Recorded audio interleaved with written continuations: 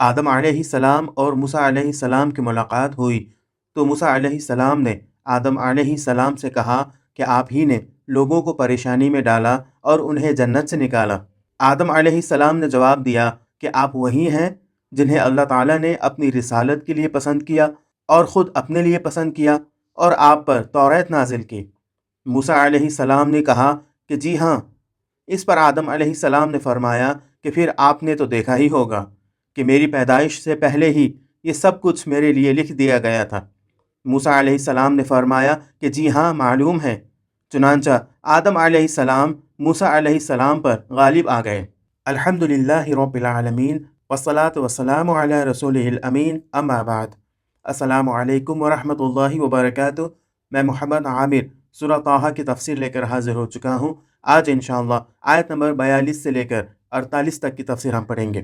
آئیے اس تفسیر کی شروعات ہم ان آیتوں کی تلاوت سے کرتے ہیں۔ اذهب أنت وأخوك بآياتي ولا تنيا في ذكري اذهبا إلى فرعون إنه طغى فقولا له قولا لينا لعله يتذكر أو يخشى قالا ربنا إننا نخاف أن يفرط علينا أو أن يطغى قال لا تخافا إنني معكما أسمع وأرى فأتياه فقولا إنا رسولا ربك فأرسل معنا بني إسرائيل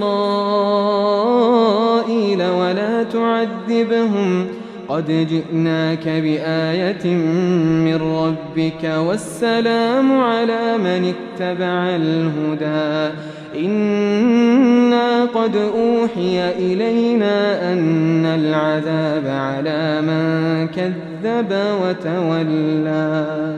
اب جب کہ تمام چیزیں مل چکی ہیں اور تمام ضروری سادھن حضرت موسیٰ علیہ السلام کو دیے جا چکے ہیں تو انہیں اور ان کے بھائی ہارون سے کہا گیا تم اور تمہارا بھائی دونوں جو نشانیاں ہم نے تمہیں دی ہیں ان کے ساتھ جاؤ۔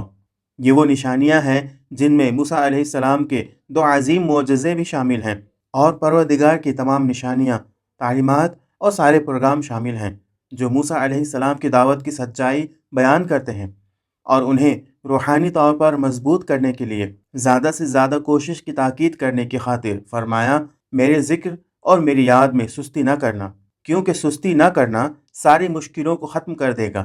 لہٰذا مضبوطی کے ساتھ کھڑے رہنا اور کسی بھی پریشانی سے گھبرانا نہیں اور کسی بھی طاقت کے مقابلے میں سستی اور کمزوری دکھانا نہیں۔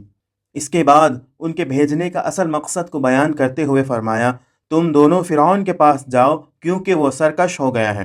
اس سرزمین کی عام بدقسمتی کا سبب وہی ہے اور جب تک اسے سدھارا نہیں جائے گا کوئی فائدہ نہیں مل سکتا، کیونکہ کسی ملک کی ترقی یا لاچاری اور خوش قسمتی یا بدقسمتی کا اصل وجہ ہر چیز سے زیادہ اس ملک کے رہنما اور سردار ہی ہوا کرتے ہیں۔ لہٰذا سب سے پہلے تمہارا ہدف، تمہارا مقصد انہی کو سدھارنا ہونا چاہیے۔ یہاں یہ بات معلوم ہے کہ ہارون علیہ السلام اس وقت تک وہاں موجود نہیں تھے، اور جیسا کہ مفسرین نے کہا ہے کہ اللہ نے انہیں اس بات سے آگاہ کیا اور وہ اس ذمہ داری کی ادائیگی کے لیے اپنے بھائی موسیٰ علیہ السلام کی سواگت کی خاطر مصر سے باہر آئے۔ لیکن بہرحال اس بات میں کوئی رکاوٹ نہیں ہے کہ بات تو 2 لوگوں سے ہو، جبکہ اس وقت صرف ایک یعنی موسیٰ علیہ السلام حاضر تھے۔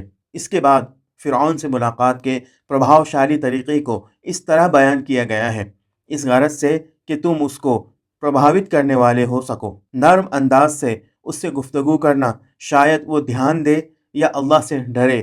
یہاں دھیان دینے اور ڈرنے کے درمیان فرق یہ ہے کہ اگر تم نرم اور ملائم انداز میں بات کرو اور اپنی بات کا مطلب بھی کھول کر بیان کرو تو ایک امید تو یہ ہے کہ وہ تمہارے لاجیکل پروف کو دل سے قبول کرے اور ایمان لے آئے، اور دوسری امید یہ ہے کہ کم از کم دنیا یا آخرت میں اللہ کے عذاب سے ڈرے اور اپنی طاقت کے برباد ہو جانے کے ڈر سے سر تسلیم خم کرے اور تمہارا بدروہ نہ کرے۔ البتہ ایک تیسری امید بھی ہے اور وہ یہ ہے کہ نہ وہ دھیان دے اور نہ اللہ سے ڈرے بلکہ دشمنی اور مقابلہ کا راستہ اختیار کرے۔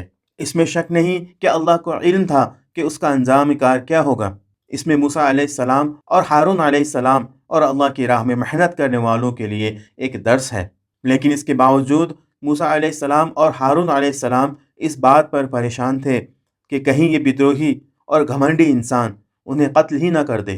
لہٰذا فرمایا، پروردگار، ہم اس بات سے ڈرتے ہیں کہ کہیں وہ ہماری بات سننے سے پہلے ہی ہمیں سزا دینے کا حکم لاگو نہ کر دے اور تیرا پیغام اس کے اور اس کے درباریوں کے کانوں تک پہنچنے ہی نہ پائے، یا وہ ان دلیلوں کو سننے کے بعد بدروہ کرنے لگے۔ بہرحال موسیٰ علیہ السلام اور ان کے بھائی ہارون علیہ السلام کو دو باتوں کا ڈر تھا۔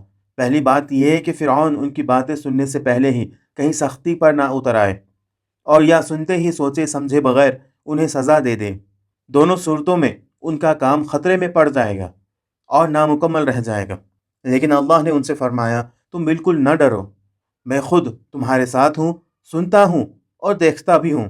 اس بنا پر ایسے اللہ کے ہوتے ہوئے کہ جو ہر جگہ تمہارے ساتھ ہے اور اسی وجہ سے ہر چیز اور ہر بات کو سنتا ہے، ہر چیز کو دیکھتا ہے اور تمہارا حامی اور مددگار ہے، ڈرنے اور گھبرانے کی کوئی وجہ نہیں ہے۔ اس کے بعد اپنی دعوت کو فرعون کے سامنے پیش کرنے کا طریقہ 5 مختصر سنکشت جملوں میں بیان فرمایا ہے۔ ان سب میں ایک اصل مقصد کے ساتھ جڑا ہوا ہے، دوسرے میں مقصد کا معنی اور مفہوم اور مطلب بتلایا گیا ہے، تیسرے میں دلیل کا بیان ہے، چوتھے میں قبول کرنے کو شوق دلایا گیا ہے، اور پانچویں اور آخری جملے میں بدروہ کرنے والوں کو ڈرایا گیا ہے۔ اللہ کا فرمان ہے، تم اس کے پاس جاؤ اور اسے کہو کہ ہم تیرے پروردگار کے بھیجے ہوئے رسول ہیں۔ یہ بات خاص طور پر دھیان دینے کی ہے کہ ہمارا پروردگار کی بجائے موسیٰ علیہ السلام اور ہارون علیہ السلام کو تیرا پروردگار کہنے کا حکم ہوا ہے، تاکہ فرعون کا دھیان اس بات کی طرف کیا جائے کہ اس کا ایک پروردگار ہے اور وہ یہ اس کے پروردگار کے نمائندے ہیں، اور اس کے علاوہ اشاروں ہی اشاروں میں اسے یہ بھی سمجھایا جا رہا ہے کہ کسی بھی شخص کے لیے رب ہونے کا دعویٰ کرنا صحیح نہیں ہے، اور یہ صرف اللہ ہی کے ساتھ مخصوص ہے۔ یاد رہے کہ فرعون نے رب ہونے کا دعویٰ کیا تھا۔ دوسرے یہ کہ بنی اسرائیل کو ہمارے ساتھ بھیج دو اور انہیں تکلیف نہ پہنچاؤ۔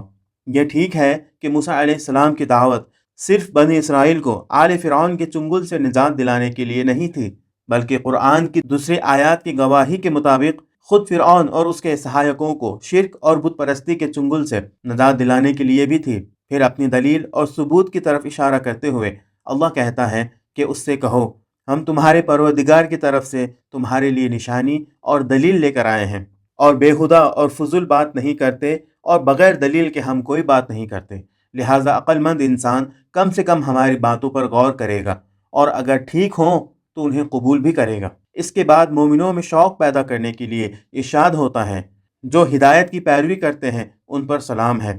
یہ بات ممکن ہے کہ ایک دوسرے معنی کی طرف بھی اشارہ ہو، اور وہ یہ کہ اس جہان میں بھی اور دوسرے جہان میں بھی تکلیف، رنج، اللہ کے دردناک عذاب اور انفرادی اور اجتماعی زندگی کی مشکلات سے سلامتی صرف انہی لوگوں کے لیے ہے جو اللہ کی ہدایت کی پیروی کرتے ہیں، اور در حقیقت یہ موسیٰ علیہ السلام کی دعوت کا آخر نتیجہ بھی ہے۔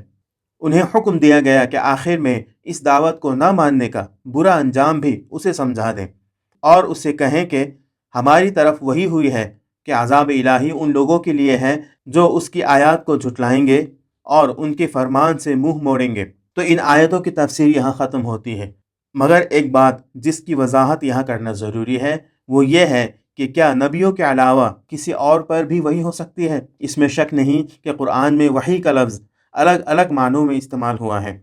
کبھی یہ آہستہ آواز کے معنی میں یا کسی بات کو آہستہ کہنے کے معنی میں آیا ہے، اور یہی عربی زبان میں اس کا اصلی معنی ہے۔ کبھی کسی اشارہ کے معنی میں استعمال ہوا ہے، جیسے کہ فَأَوْحَى إِلَيْهِمْ أَن سَبِّحُوا بُكْرَةً وَعَشِيًّا۔ زکریا علیہ السلام نے بنی اسرائیل سے اشارہ کے ساتھ کہا کہ صبح اور شام اللہ کی تسبیح کرو۔ کبھی اللہ کی طرف سے دل میں بات آنے یعنی کہ فطری الہام کے معنی میں بیان ہوا ہے، مثلاً اوحیٰ ربک الی النحل، تیرے رب نے شہد کی مکھی کو فطری الہام کی۔ کبھی دنیا میں وجود میں لانے والے حکم کے معنی میں آیا ہے، یعنی وہ حکم جو پیدا کرنے کے لیے دیا جاتا ہے، جیسے کہ یومئذ تحدث اخبارها بأن ربک اوحیٰ لہا، قیامت کے دن زمین اپنی خبریں بیان کرے گی کیونکہ تیرے رب نے اسے وحی کی ہے۔ اور کبھی الہام کے معنی میں استعمال ہوا ہے، ایسا الہام جو صاحب ایمان لوگوں کے دل پر ہوتا ہے، جیسے کہ اذ اوحینا الی امک ما یوحی، اے موسیٰ ہم نے تمہاری ماں کی طرف جس وحی کی ضرورت تھی وہ اسے کی۔ لیکن اس کا ایک اہم ترین مقام قرآن مجید میں اللہ کے وہ پیغامات ہیں کہ جو پیغمبروں کے ساتھ مخصوص ہیں، جیسا کہ انا اوحینا الیک کما اوحینا الی نوح والنبیین من بعدہ، ہم نے تمہاری طرف اسی طرح سے وحی بھیجی ہے جس طرح سے کہ نوح اور اس کے بعد والے نبیوں کی طرف وحی بھیجی تھی۔ اس بنا پر لفظ وحی ایک بسترت معنی رکھتا ہے کہ جو ان تمام اوصار پر استعمال ہوتا ہے۔ اس طرح ہمیں اس بات پر کوئی تعجب نہیں کرنا چاہیے کہ اگر آج کی آیتوں میں موسیٰ علیہ السلام کی ماں کے بارے میں وحی کا لفظ استعمال ہو گیا ہے، کیونکہ یہ وہ وحی نہیں ہے جو نبیوں پر کیا جاتا ہے، یہ وہ وحی ہے جس کا ذکر اوپر گزر چکا ہے۔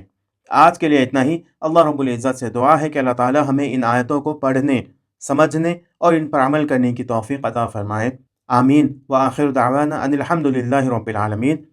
السلام علیکم ورحمۃ اللہ وبرکاتہ۔